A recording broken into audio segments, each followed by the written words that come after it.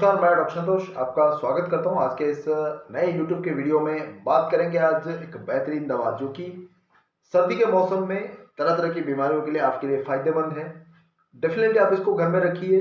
अगर आप इसके बारे में जानते हैं तो और भी बेहतरीन तरीके से आपको जानने को मिलेगा वीडियोस में। अगर नहीं जानते हैं तो इसको नोट करके रखें। टॉप क्लास जो इंपॉर्टेंट क्लिनिकल टिप्स बताऊंगा जो आपको बहुत कम पता होगा और आपको बेहतरीन तरीके से उसको समझाऊंगा, तो अच्छी तरह से देखिए, वीडियो को अंत तक देखिए। दवा का नाम है इपिकाक। कॉमन सी दवा है, मोस्टली लोग जानते होंगे इसके बारे में, लेकिन कुछ इसके स्पेसिफिक पॉइंट्स हैं, कुछ इसके पोटेंसीज हैं जो बीमारी के बारे में कैसे यूज करना है वो मैं आपको बताऊंगा। अगर बहुत ज्यादा कॉम्प्लिकेटेड केस है तो आप हमसे directly online consultation, paid consultation ले सकते हैं। 350 चार्जेस है 10 दिन के कोर्स का। आप पेमेंट करके मुझे व्हाट्सएप नंबर पे कॉपी भेजिए और मुझे उसका जो रजिस्ट्रेशन प्रोसेस है वो कंप्लीट होने के बाद हम आपको कॉल करेंगे। आप अपना कॉलिंग नंबर उसमें भी दे देना। मेरा व्हाट्सएप का नंबर है 9040040263 9040040263। ठीक है, तो सिंपल केसेस में आप कैसे इसको बेहतरीन तरीके से इस्तेमाल कर सकते हैं इपिकाक को, मैं आपको यहां पर एक्सप्लेन करूंगा। अच्छी तरह से समझने की कोशिश करना। सर्दी के मौसम में सबसे इंपॉर्टेंट जो दिक्कत होती है, बहुत ज्यादा लोगों को दिक्कत होती है, वो है सांस से संबंधित बीमारियां, जैसे कि अस्थमा, ब्रोंकाइटिस, सीओपीडी। इस तरह की समस्याओं में बहुत ज्यादा दिक्कत होती है लोगों को, बच्चों को हो, बड़े लोगों को या फिर बुजुर्ग लोगों को। हर किसी में कोई ना कोई सांस संबंधित बीमारियां होती ही है। किसी को खांसी, किसी को सर्दी, किसी को जुकाम, सांस लेने में दिक्कत होती है और धड़कन बहुत तेज हो जाती है। आप रात रात भर सो नहीं पाते दम घुटने के कारण। कभी किसी को उल्टी जैसा सेंसेशन फील होने लगती है, कभी किसी को पेट में गड़बड़ी के कारण भी दम घुटने जैसा लगता है, गैस फॉर्मेशन हो जाता है, आफरा हो जाता है। तो इस तरह की समस्याओं से बचने के लिए इपिकाक एक बहुत ही जबरदस्त दवा है। सिर्फ और सिर्फ रेस्पिरेटरी प्रॉब्लम के लिए नहीं, अगर किसी भी आउटलेट से आपको खून बहता हो, ब्लीडिंग की समस्या हो, खून का रिसाव होता हो, तो भी बहुत बढ़िया तरीके से काम करता है। ये एक दवा मल्टीपल प्रॉब्लम्स के लिए आपके काम करेगी। डेफिनेटली इसको 30 to 100 दोनों पोटेंसी में अपने घर में लाकर रखिए। सबसे मोस्ट इंपॉर्टेंट यहां मैं जिक्र करूंगा कुछ क्लिनिकल टिप्स जो हमने यूज किया है, इसको बहुत ही बढ़िया इसका रिजल्ट मिला है, उसके बारे में बात करूंगा। कैसे कैसे पोटेंसी हमने यूज किया है वो भी मैं आपको बता दूंगा। फर्स्ट इज जो कंटिन्यूस नोसिया, वोमिटिंग नहीं होती लेकिन उसको उल्टी जैसा सेंसेशन फील होने लगती है। ये क्यों होता है? न्यूरोजेनिक कुछ फैक्टर है जिससे उसको ये उल्टी सेंसेशन कंटिन्यूसली होता रहता है। कुछ भी खाओ ना खाओ, ये पूरा उसको जी मिचलाने वाला जो सिम्टम है वो क्रॉनिक टेंडेंसी में उसको लगा ही रहता है। तो उस कंडीशन में आप 30 को हर 10-10 मिनट में कंटिन्यू कर सकते हैं। जैसे ही कंडीशन में सुधार आए आप उसको बंद कर देना। 200 में देना है तो दिन में 2 बार 3 बार करके दे सकते हैं। एक्यूट कंडीशन में 200 पोटेंसी को हर 1-1, 2-2 घंटे में 3-4 बार दीजिए, बस उसको बंद कर देना, रिजल्ट आ जाएगा।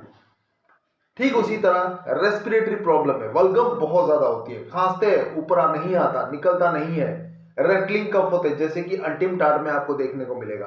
कितना खांसते खांसते खांसते बच्चा नीला पड़ जाता है, इंसान नीला पड़ जाता है, लेकिन वो वल्गम ऊपर आता ही नहीं है।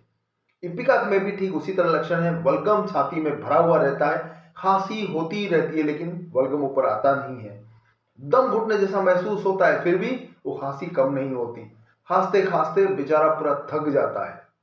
उस तरह के कंडीशन में अगर आप उसको इपिकाक देंगे, 30 हो या 200 में, थोड़ा रिपीट करके देना 15-15 मिनट या आधे घंटे में, 3-4 बार देने से ही काम हो जाएगा और उसका जो वल्गम है वो लूज होकर निकलना शुरू हो जाएगा, या फिर वो धीरे धीरे करके कम होगा और फिर स्टूल के साथ आपका बाहर निकल जाएगा। ये उसका स्पेसिफिक लक्षण है related to your bronchial infection और जो इन्फ्लेमेशन, सूजन वगैरह है, उसमें बहुत बड़ा काम करता है।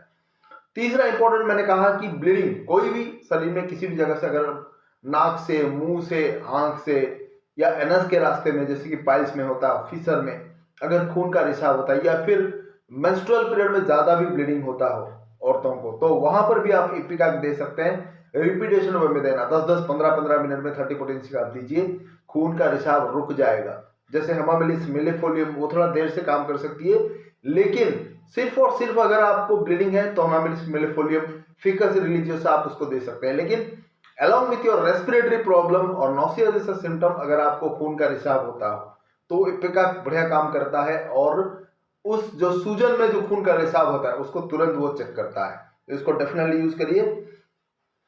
इसके अलावा जैसे कि मैंने कहा, अस्थमा में जो खांसी होती है जिसको ब्रोंकाइटिस बोलते हैं, ब्रोंकाइटिस में आपके पूरा ब्रोंक्यूल्स और एल्वियोली पूरे उसमें सूजन आ जाती है, वो रास्ता पूरा बंद होने जैसा, चौक जैसा सेंसेशन हो जाता है, पूरे सिकुड़ जाता है वो रास्ता, सांस नहीं ले पाते आप, ऑक्सीजन डेफिशिएंसी होने लगती है। तो उस कंडीशन में वो ब्रोंकोडाइलेटर की तरह भी काम करता है। ब्रोंक्यूल्स को और एल्वियोली को थोड़ा वो उसमें स्पेस देता है, उसमें वो डायलेटेशन करता है ताकि सही तरीके से सांस अंदर जा सके, और ऑक्सीजन कार्बन डाइऑक्साइड का जो ट्रांसफर होता है एल्वियोली लेवल पे जो खून के साथ, वो उसको वो सुचारू रूप से नियंत्रित करता है।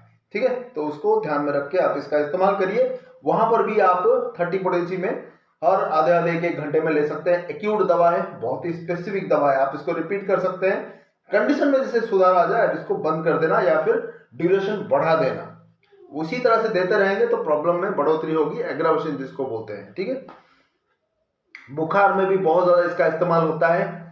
पेट खराब हो, कोई ज्यादा आपने इधर उधर खाना खा लिया, जैसे कि आर्सेनिक एल्बम जो है उसमें फूड पॉइजनिंग में जैसे आप इस्तेमाल होता है पेट खराब होने के कारण, यहाँ पर भी आपने कुछ ऐसे फैट वाले चीज खा लिया है, कुछ इधर उधर खा लिया है, जिसके बाद आपको उल्टी बस ऐसे सेंसेशन फील होती है, पेट में गड़गड़ाहट होती है, तो भी आप इपिका ले सकते हैं 200 में। हर एक आधे आधे घंटे में रिपीट करिए 4-5 बार, आपको तुरंत रिलीफ मिल जाएगा। और जो नोसिया टेंडेंसी, कभी कभी उल्टी हो भी जाती है, ताकि जो खराब चीजें आपके पेट में हो वो ऑटोमेटिकली निकल जाए। तो उल्टी अगर हो जाती है तो डरना नहीं है आपको, वो चीज को निकालने में मदद करती है।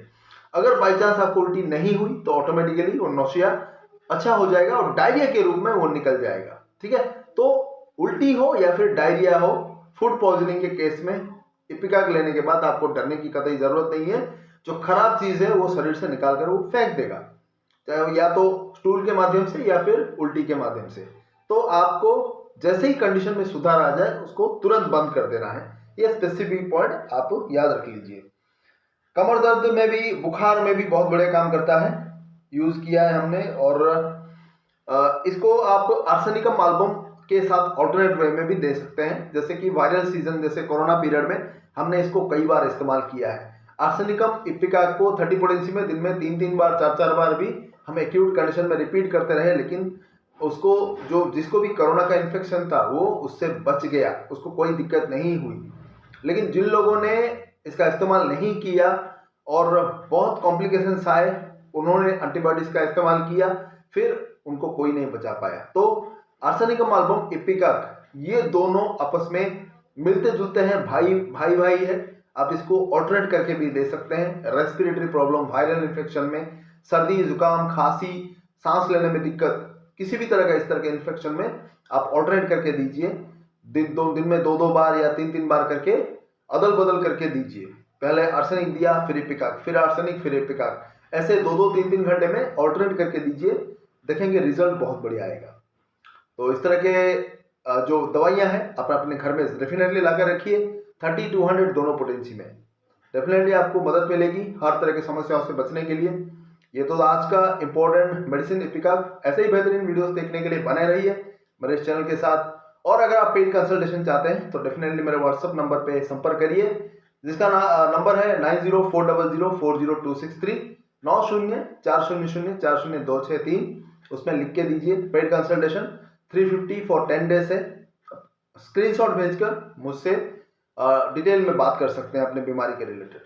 तो आज के लिए बस इतना ही। बहुत बहुत धन्यवाद। नमस्कार।